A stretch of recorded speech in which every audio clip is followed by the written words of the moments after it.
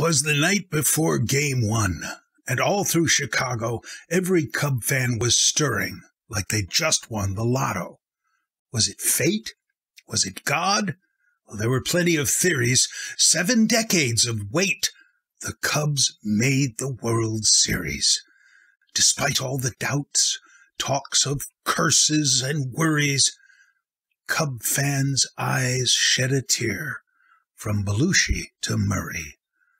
The city was chaos. This wasn't a dream, for our boys in pinstripes had beat L.A.'s team. In Game 1 there was Lester. He pitched quite the gem, but it wasn't his effort that caused the mayhem.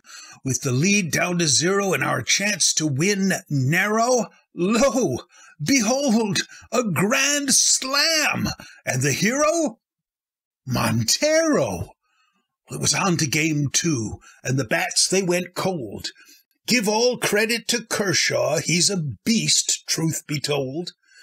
Game 3 was the same as the Cubs failed to score, and some fans worried they had seen this before. At the start of Game 4, Cubs looked flat, to be blunt.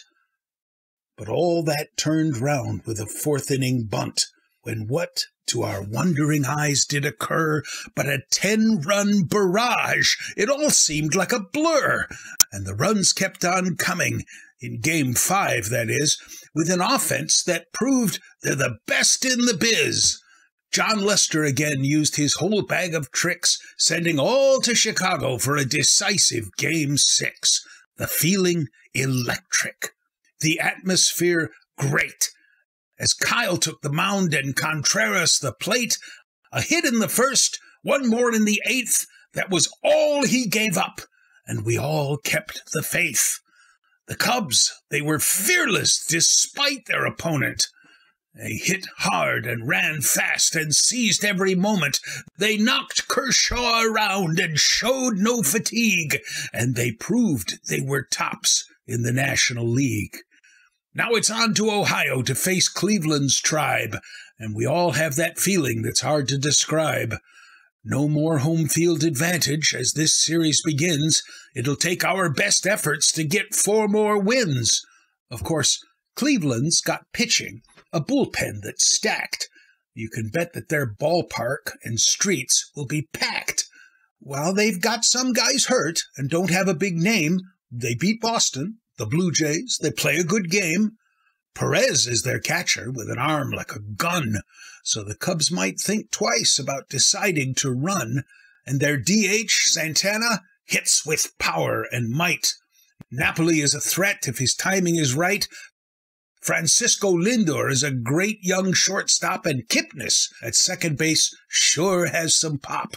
Should any one game be a 9th-inning thriller, their bullpen is tough, with Allen and Miller. But despite this, I feel that this Cubs team can do it. They've had ups, they've had downs, but they've always blown through it. Different guys have stepped up at the drop of a hat, and they've done it with defense and Matt Caesar's bat, regardless the pitchers, regardless the order, regardless if our DH is Soler or Schwarber. With our grandparents, parents, friends, and siblings, we'll cheer. Every Cub fan believes that next year is here. For Harry, for Ernie, for Billy, for Rhino, for Maddox, for Jenkins, for Pat Hughes and Ron Santo. The Cubs won a lot. They've been put to the test. But it's time to beat Cleveland and give them our best. Sure as God made green apples, as Harry did say, the Cubs would be in the World Series one day.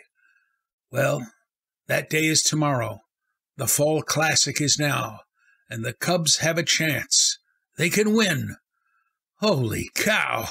So root for the Cubbies and keep Wrigleyville rocking. On the doorstep of history, this team is now knocking.